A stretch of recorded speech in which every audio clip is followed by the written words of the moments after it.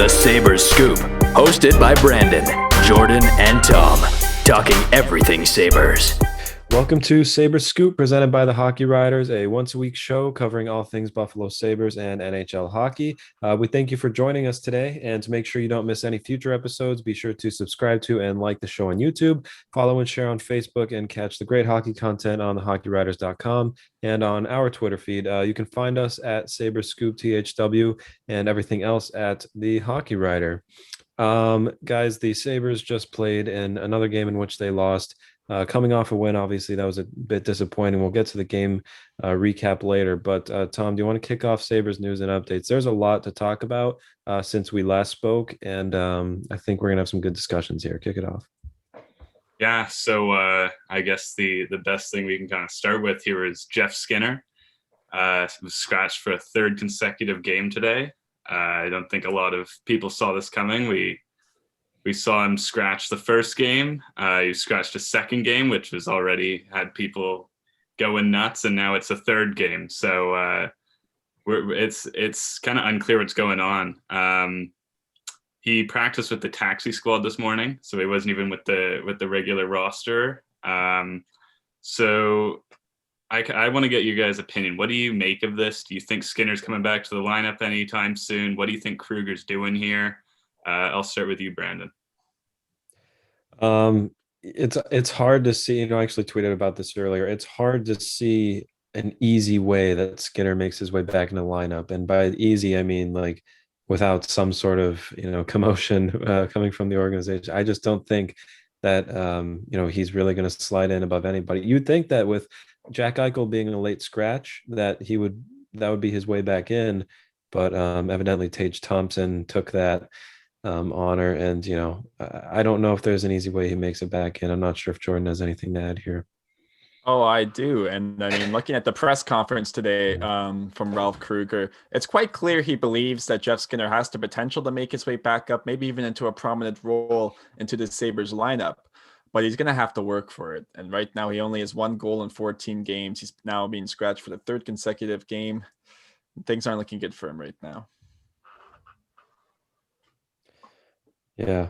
Ralph Kruger, he had some interesting comments in that press conference, obviously done via Zoom. So, everybody gets their questions in, and people straight up are asking him now, like, someone actually mentioned, I forgot who it was, a Sabres reporter who said, kind of, not in an accusatory manner, but just mentioned that Jeff Skinner might be in Ralph Kruger's doghouse. And Kruger said he doesn't have a doghouse. In fact, he doesn't even know what that is.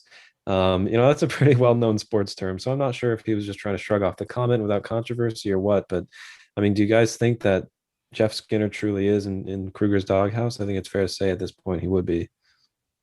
It's really interesting what's going on here, because people on Twitter and across the Sabres fan base are saying there's other guys to be scratched. You could scratch Okposo. And what it really comes down to is, in my opinion, Skinner is supposed to be one of the guys putting the puck in the net for this Sabres team, not Kyle Okposo. That's why those guys aren't getting scratched. Skinner's not doing what his specific role is. Even though he's getting those opportunities, he's not scoring, and that's what the Sabres need. And we've seen what's happened with this lack of scoring, with these star players shooting such low percentages. They're sitting at the bottom of the table right now. So it's interesting, because I if it were me, I think a 1-game scratch for a player like Skinner would have been enough of a wake-up call. But now we've hit the 3-game point, and it's very interesting, to see how this is going to play out. And I've been saying I'm not gonna take a hard stance or a strong stance on what I think of this situation yet. I want to see what happens when Skinner comes back. If Skinner's the same player when he comes back, then I'm going to have some issues with it. If he comes back and he's firing on all cylinders, getting the puck in the net somehow, that breaks his curse, then I don't think there's much we can complain about. So I think we kind of just have to see how this plays out. But I don't know when he returns to the lineup. Speaking of scratches, Jack Eichel was named as a late scratch with a lower body injury in tonight's game. He did not participate in the morning skate. And between the trade talk and Skinner, a lot of people honestly thought it was a healthy scratch, especially with the way it was announced. The Sabres PR, like it took a while for them to actually admit to it being a lower body injury. So Right. it's definitely an interesting situation there, obviously with what's going on with Jack Eichel. Mm-hmm. I think it's clear he's got something going on. He wasn't in the morning skate this morning. I know I've seen a couple clips of times he's been kind of hunched over in pain on the bench. It's interesting. We also knew he was injured in training camp. I don't know if this is what's kind of put a stint in, or a stunt on his production this season. He hasn't been putting the puck in the net, and Ralph Kruger said it's a confidence thing. It's not about an injury. And then today, obviously, he's out presumptively because of that injury. Yeah, it's unfortunate, and they couldn't get the win. They got the point out of the game tonight, which is nice because at least you get a point without Eichel there. So I don't know what they do. If this is long term, do you guys think there's any way back for the Sabres team? I'm not sure. Let's hope that Eichel's lower body injury isn't something that keeps him out for an extended amount of time or really hinders his production. Let's also hope that Skinner, is able to make his way back in the lineup. I do want to ask our guest Alex, though, from a New Jersey Devils or even just an outsider perspective, what do you make of the Skinner situation? I'm not sure if you're too familiar with his lack of production. He has 1 assist through the games that he has played this year. And, from an outsider's perspective, what do you make of Jeff Skinner and how he's being handled on the Buffalo Sabres right now? Yeah, so it's obviously been a little weird seeing him scratch 3 games in a row. Like you guys said before, especially with Eichel not playing tonight, I thought, maybe that was his chance to get back in the lineup. But they're paying him $9 million a year. And when he is in the lineup, they're not really even playing him in a top 6 role from what I've seen, for the most part. And you figured he'd probably want to play on a line with Eichel or at least Eric Stahl. And I don't really know what the deal is here. I mean, you brought him in to score goals, and I know he's not doing it now, but the team doesn't have a ton of scoring depth. So you feel like a player like him, you want to have him in the lineup. And yeah, the whole situation is just really bizarre. I don't know if Kruger. I thought I had seen somewhere that like Kruger isn't happy, like he's not fitting into the system or something like that. Maybe that's the issue there. But even then, I mean, I would think you want to get him in the lineup. It's just a weird situation. It is really weird, and I know there was long talks between Skinner's agent and Kevin Adams today. So this is one of the things I haven't tweeted about it or anything, but could there be a trade on the horizon? Could there be? There's an issue with Skinner's how much money he's making now. That's a hard contract to get off. But could this be something that ends up happening? 3 games scratched. He does have a no move clause, but I mean, I don't know how difficult it would be to convince him to waive that one at this stage. Do you guys see any trade potentially coming out of this or potential destinations? All I'll say to that is if the Sabres manage to trade Jeff Skinner, then as the classic phrase goes, when Wayne Gretzky was traded, anyone can be traded because he's still got 7 years left, I believe, at $9 million. He's got that no movement clause. And yeah, there probably is an incentive to waive it right now, but we're in a pandemic world here, guys, so I don't really see any way, even beforehand, that deal is getting moved off the team. They have to make this work. And I really do believe there is potential that he could still put at least, I think, 20 to 30 goals. I do think that's still possible for him. He just needs to be put in the right situation with the right line mates. Yeah. I think he's getting the opportunities. He's just not putting it in. Yeah, I think that's been one of the things with Skinner too in Buffalo is that they're just not putting him in positions to succeed. And I think it would be hard to trade him now, but I'd be interested to see what happens with Seattle since Ron Francis is their GM and he's got a history with Skinner previously. So that might be a way that the Sabres get off Skinner's contract off the books. So that'd be interesting to see. But yeah, I don't know. I think it would be hard to find a taker now unless there's some major salary retention on Buffalo's part, given how long that contract still is. It is interesting you bring up Seattle, Alex, because their assistant GM over there is none other than Jason Botterill, former Sabres GM, who actually signed Skinner to that contract. So that there's definitely some ties there. And Buffalo's salary, retaining some of his salary is pretty much the only way I could see it working too. I'm not sure if it's going to come to that. We'll see. But they could certainly use Skinner in the lineup at this point. They've been really banged up with injuries and just been really unfortunate with the injury bug. A lot of the injuries coming to defensemen, so that decor is looking really, it's like a group of misfits right now, and Sabres are kind of paying the price for it. At least tonight they did on some defensive lapses. Rasmus Ristolainen appears to be nearing a return. He says the way he thinks about it, it's just a bump in the road, and it's going to make him tougher and better. And you love to see that attitude from him. He returned to the ice for his first full team skate this morning. Obviously didn't play in the game, but it is his first skate with the team since he had COVID. And he says he's not there, but he's getting close, and he feels really good. Also, Jake McCabe and Will Borgen. If there's any part of any of those guys' situations you guys want to touch on, feel free. Let's go to Jordan first. Yeah, I mean, just looking at the whole Rasmus Ristolainen situation, it seems like he really had a scary road there to recovery from COVID-19. We've seen it with a few players like Ilya Samsonov in Washington, Marco Rossi, Minnesota Wild prospect. This virus is definitely real. And I'm not going to try to touch too much upon that. And it's just great to see that Ristolainen is finally back with the team. He finally returned to the ice for the full team skate this morning. I just hope things can go okay because, obviously, that McCabe Ristolainen pairing, as we touched upon before, was probably the best pairing on this team. And now they're both gone at the moment, so they're trying to fill holes. And it was even Will Borgen's opportunity, and now he's gone 6 to 8 weeks. Nothing's going right injury-wise for the Buffalo Sabres. Yeah. And it's really unfortunate. And you also got to really think about McCabe here. I know Ralph Kruger was talking about how heartbreaking this is for a guy he came off, he was having a great season, went off on the COVID break, and he comes back and he's done for the season now. He's injured his ACL, his MCL, his meniscus, all on his right knee from in a little bit of a tangle up with Nico Hischier on Saturday.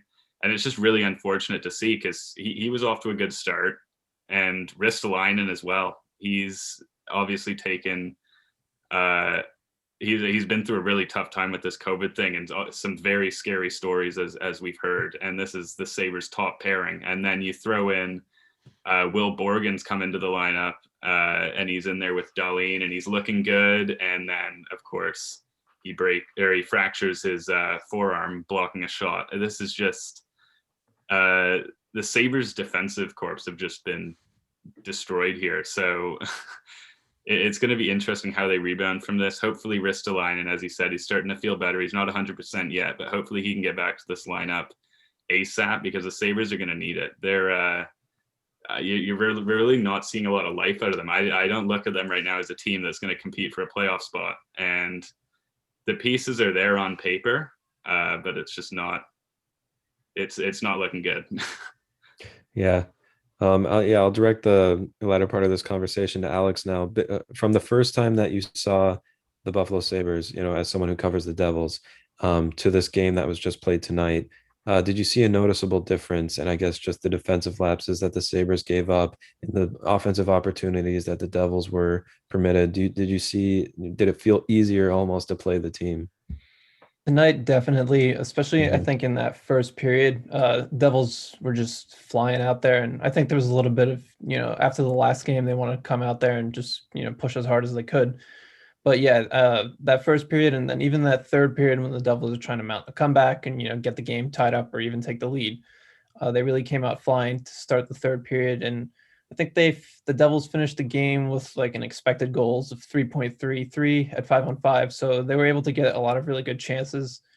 And yeah, when you lose McCabe, he's not a flashy defenseman, but he's a great defensive defenseman. He's really underrated. And Ristolainen had gotten off to a really good start this season too. So, it's your top two defenders. And I thought tonight for sure the Devils looked like they were having a much easier time of getting chances. Even though they had 42 shots on goal the last game, I thought they got more quality looks tonight than they did the other night.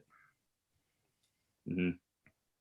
I think another thing with Ristolainen that the Sabres are missing out on, I had an article about this a few days ago, just the Sabres' lack of physicality. You don't see any of them going out there and throwing the body or roughing it up after the whistle or in front of the net, defending their teammates. And Ristolainen was leading this team in hits. He has 35 hits in his 10 games played this season. He leads the team by a mile in that regard. So I'll ask you again, Alex, do you notice when the Devils play the Sabres, do you notice that lack of physicality from them compared to other teams in this division? Not really, because the Devils themselves are not really like too physical a team. So when I watch the Devils and Sabres play, it just doesn't feel like anyone's trying to go out there and kill each other. But yeah, I mean, because the Devils, I guess their roster makeup isn't too different than the Sabres. The Devils up front, with the exception of like a few players, are a lot smaller, skilled forwards like Jack Hughes, Jesper Bratt, Nikita Gusev. I mean, those guys are all like 5'11".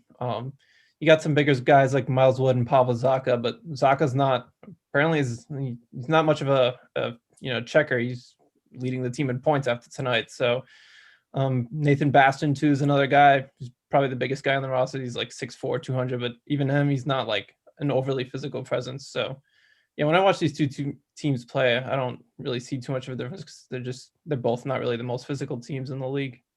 Do you think that's one of the weaknesses? I maybe for the Sabres, it might be a little bit, yeah, because the Devils have had decent depth scoring to start the season, which I don't feel like the Sabres are not really getting right now.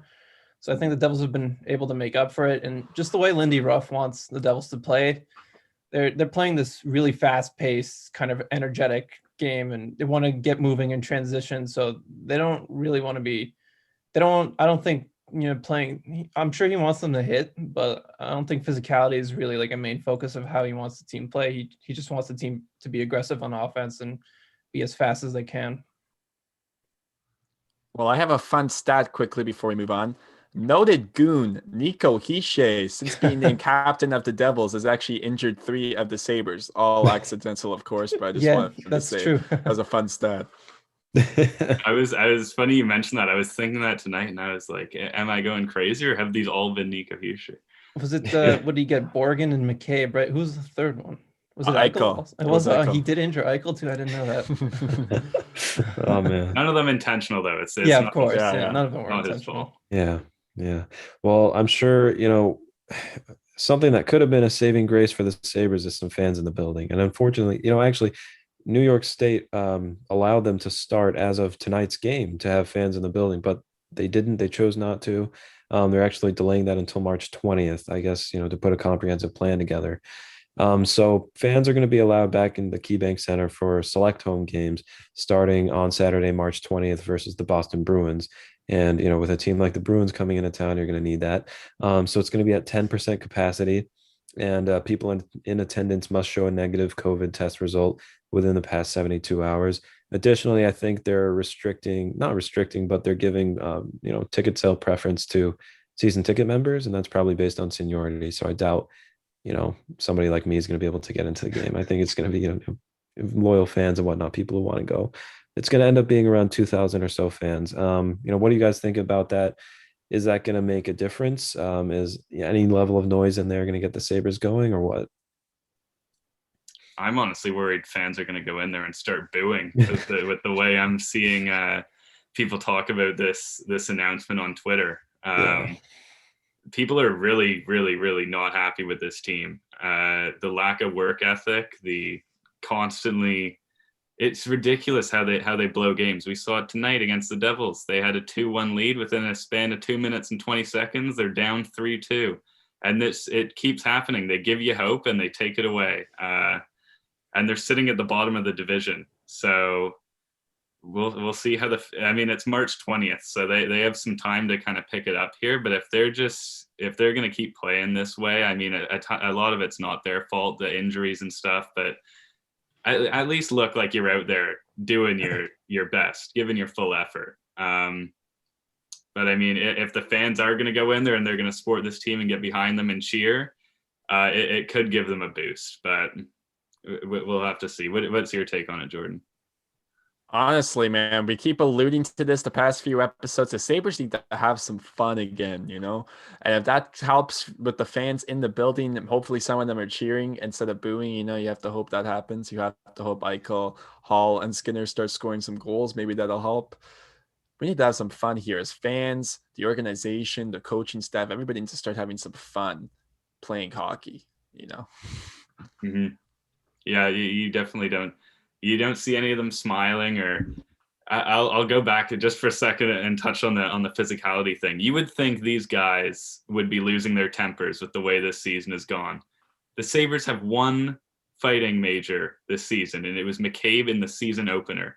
How someone hasn't gotten frustrated and gone and dropped the gloves with someone out of all the things that have happened, I don't get it. I mean, I've played hockey my entire life, and when you're, if this happens to you repetitively, emotions are gonna rise, and they don't seem to be affected by it. I don't see any backlash. I don't see them going out there and drilling someone to kind of make a statement and say, no, you're not just gonna come and keep scoring on us. And there's no pushback.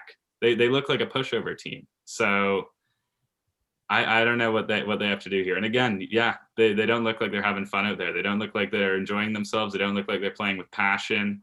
And I don't know how you fix that. I don't know if this is just a culture thing or in Buffalo, but it's not good.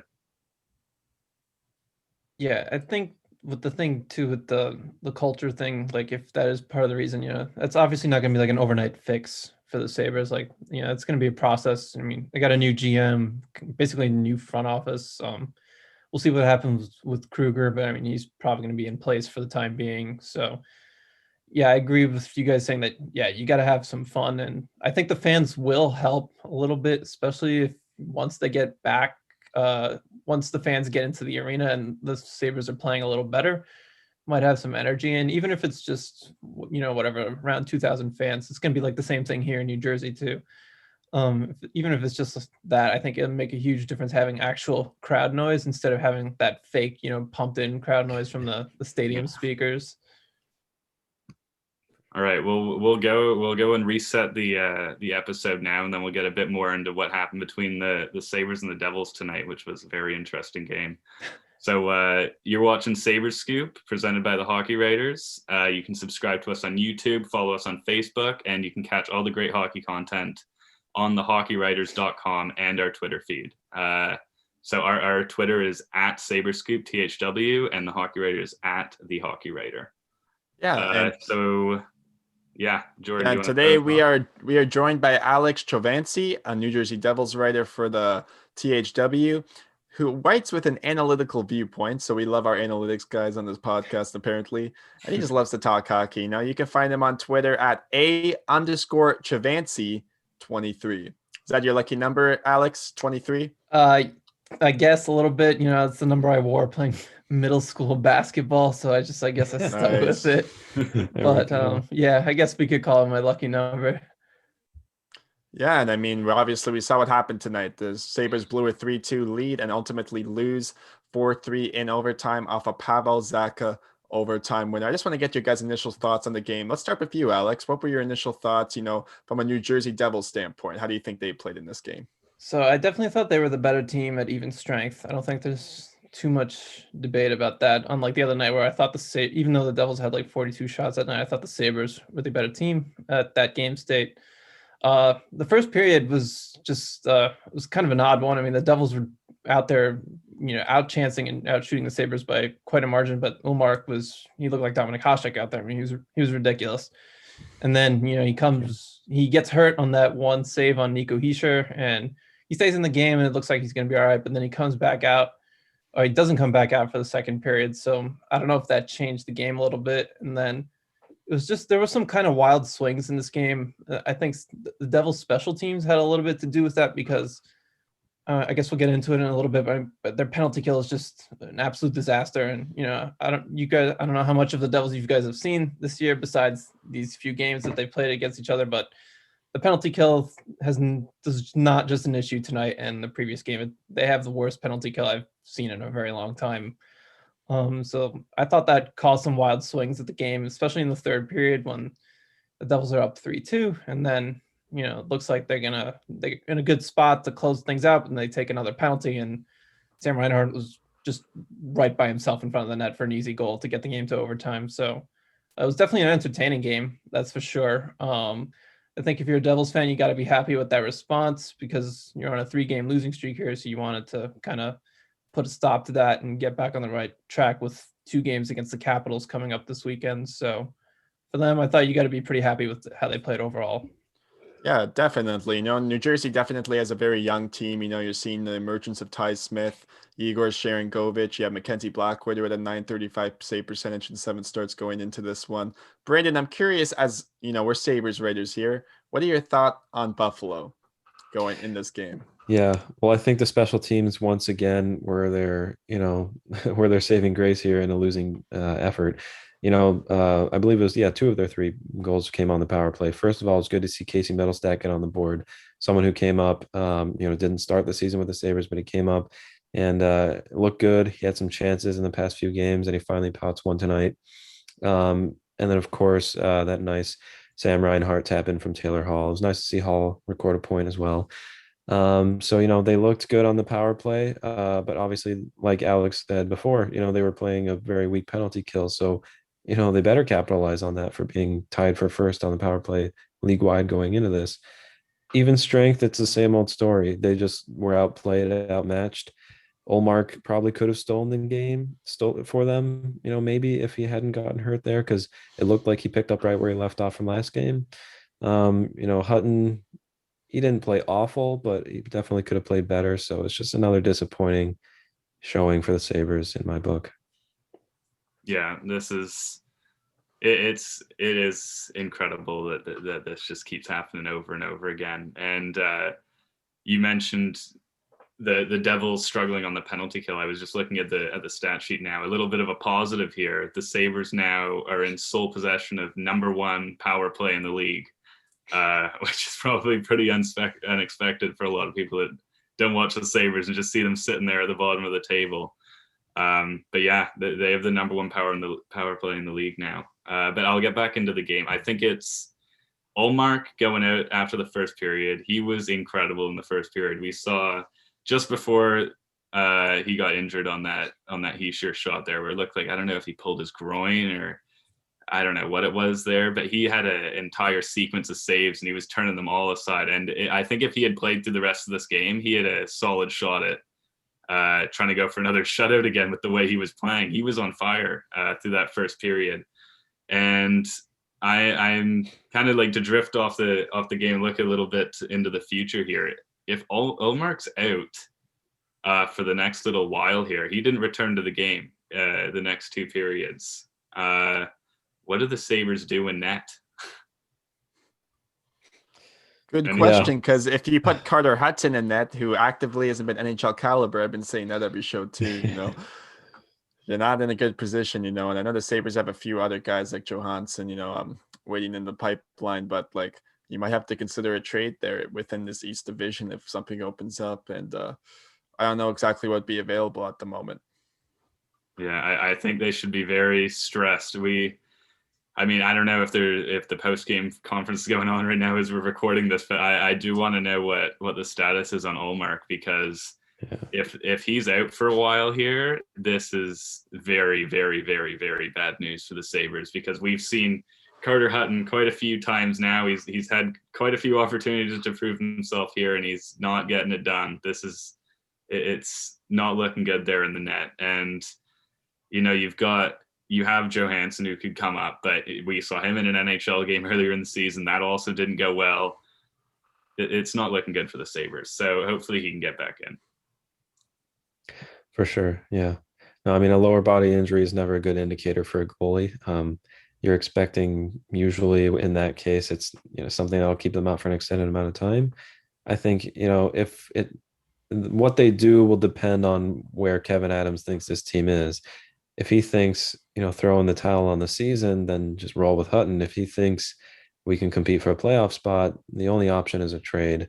So we'll see where that takes us. But let's tie in the Devils a little bit here and say, based on the series that they've played between the 2 teams so far, the Sabres and the Devils look pretty evenly matched for the most part. How do you think they stack up against the rest of the division, the teams like the Washingtons and the Bruins, who the Sabres haven't played yet, but good teams like that? Let's start with you, Alex. You mean how does the Sabres stack up, or Both of the both teams, yeah, relative to the others in the Yeah, so division. in my Devils season preview, I had both of these teams finishing in the bottom two in the league, seventh and eighth. So I think the Devils have surprised me a little bit. They're a little better than, not a little bit. They're definitely better than I thought they were going to be. I think a little bit has to do with Jack Hughes really taking a pretty significant step forward so far this season. Pavel Zacha just coming out of nowhere and leading the team and scoring after tonight.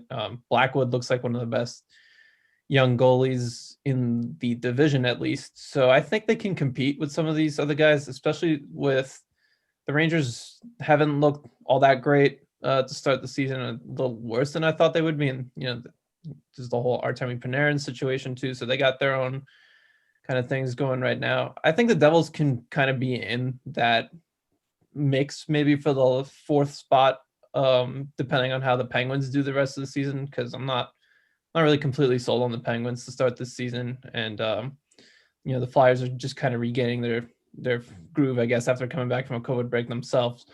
So I think they can compete, maybe be in that mix for the fourth spot, but I wouldn't imagine they make the playoffs. And then, like you guys were talking about before with the Sabres, I mean, if Ullmark misses some extended time here, it's not a good situation for the Sabres, because I'm not really sure what they would be able to do to kind of replace him, because aside from these two games against the Sabres, I mean, against the Devils, he had really good numbers this season. He looked like he was playing really well. He was giving the Sabres a chance to win most nights he was starting. So that definitely could change the outlook for the Sabres if they come out, in the next couple of days and say, well, he's going to miss, a couple of weeks of games here, and with the tight schedule, that'll make a difference.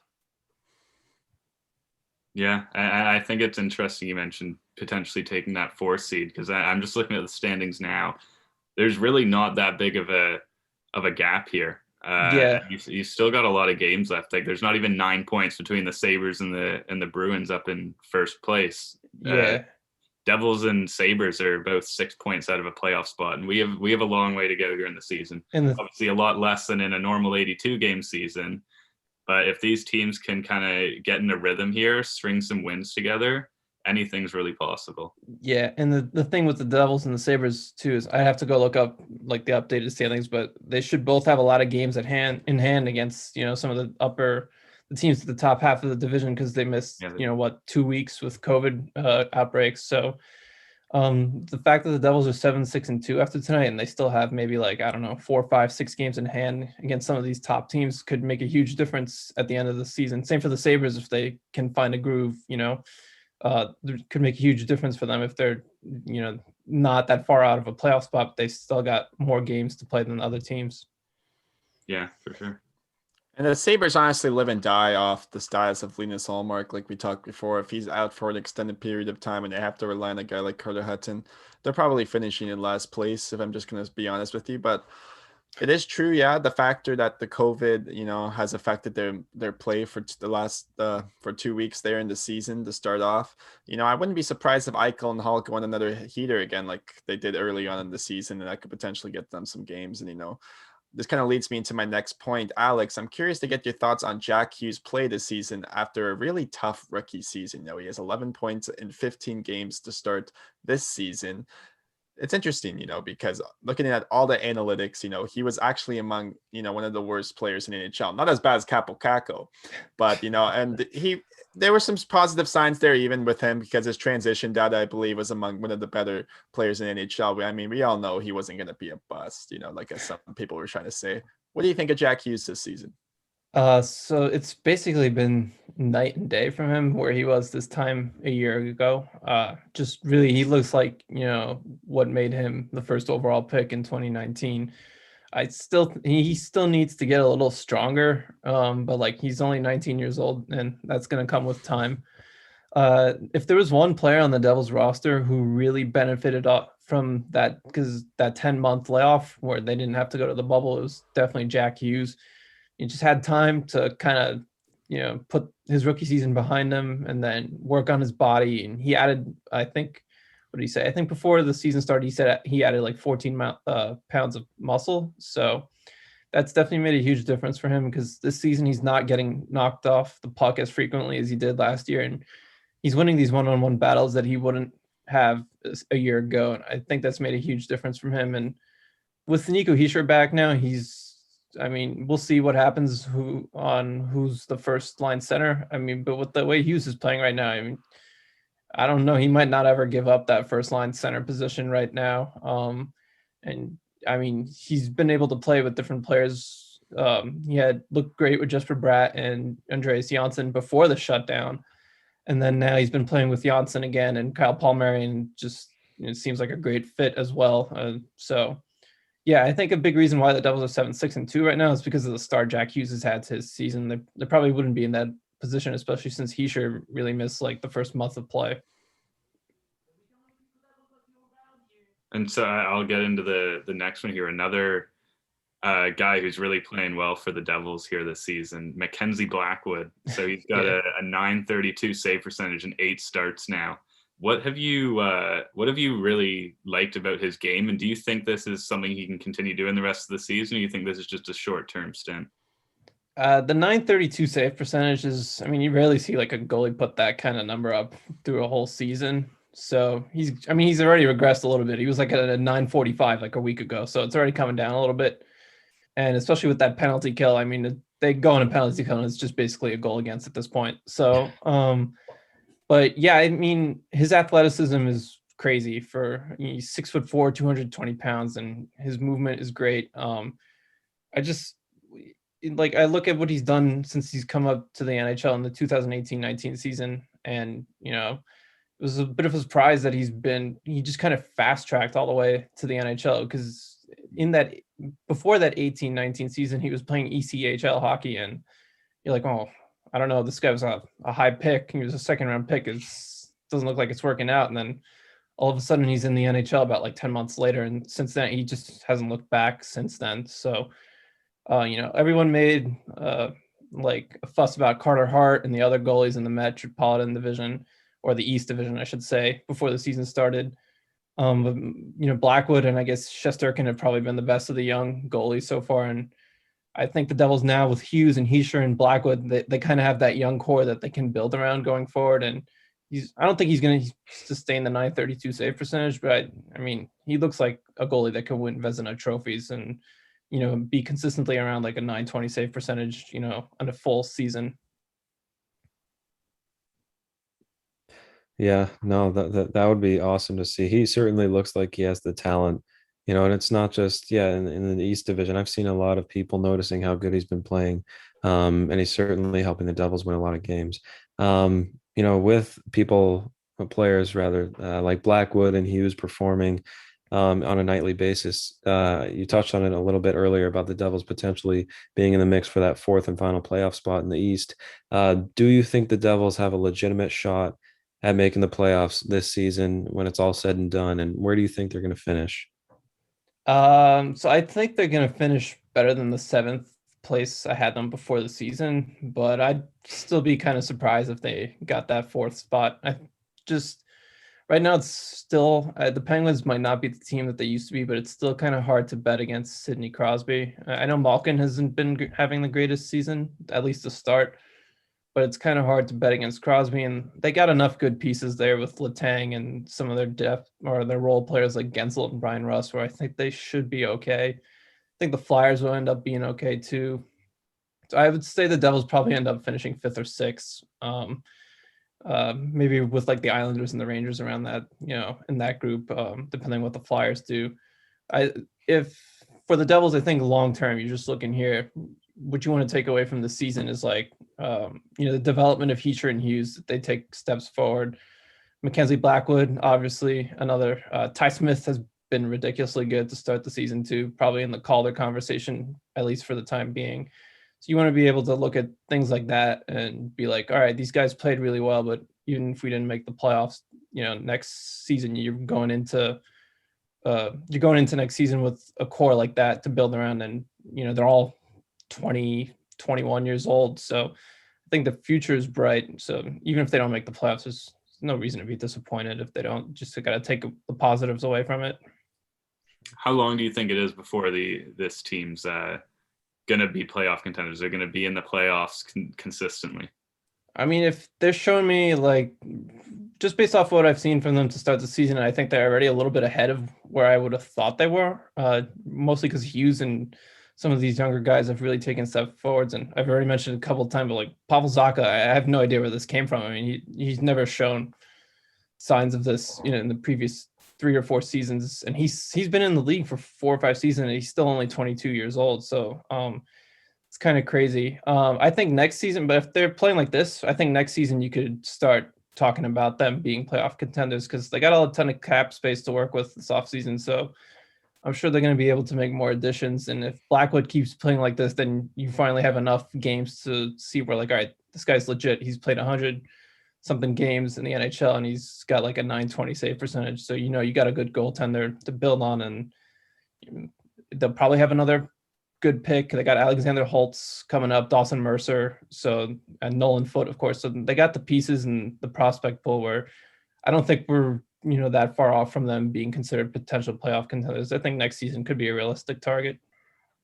Yeah, and just before we wrap up here, I actually have an interesting thought on the young Devils defenseman Ty Smith. He kind of reminds me of a player that, had some Calder consideration to his name, and he was very underrated last season too, Adam Fox. Now, they weren't exactly the same. I think Adam Fox's metrics and all that stuff were a little bit ahead of where Ty Smith is now, but he's one of those dynamic players that I think is really going to get underappreciated when you talk about the rookie of the year talk, because Ty Smith has really been able to step up since game 1 and prove that he is a solid NHL player. Just before we wrap up here, Alex, what are your thoughts on Ty Smith and how he's progressed so far in his rookie season?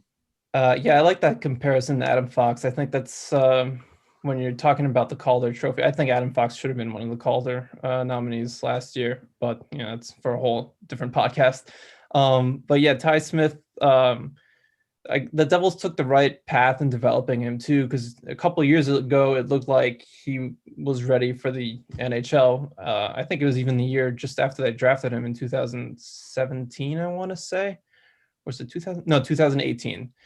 And he had a really good camp, and it looked like, all right, let's bring him onto the club. But they sent him back, and then last season everyone's like, all right, well, this is the season he makes it. But he had a really bad camp this time around, so they sent him back, and I think that worked out really well because he got to go to the World Juniors with Canada, got a gold medal there, and then he just dominated with Spokane the rest of the WHL season, and now he just jumps into the NHL right away, and he's ready to go. I actually wrote a piece this morning about him and Damon Severson kind of just emerging as the Devils' top pair, and wouldn't have said that if we were doing this podcast like 2 weeks ago, but or at least before the COVID break. But I mean, right now they're playing as the Devils' top pair, and I think Smith's ceiling is just through the roof. He's not the flashiest defenseman, but like he's just so smart, and he has great hockey IQ. He makes great decisions with the puck. He's great in transition. So it fits exactly the way Lindy Ruff wants to play. And I think they got a legit, number 1 or 2 defense in the making here with Smith, especially if he keeps on this trajectory. Then I think he's going to be making the rounds in the NHL for a very long time. Oh, I agree. And I mean, the Devils, honestly, to me, kind of have an underrated defensive core in the terms of like a guy like Severson, as you mentioned, has always been an underrated guy. A lot of scrutiny sometimes comes with his name, but he's honestly a pretty good player. I think he just has that Jake Gardner syndrome, as Leafs fans would know.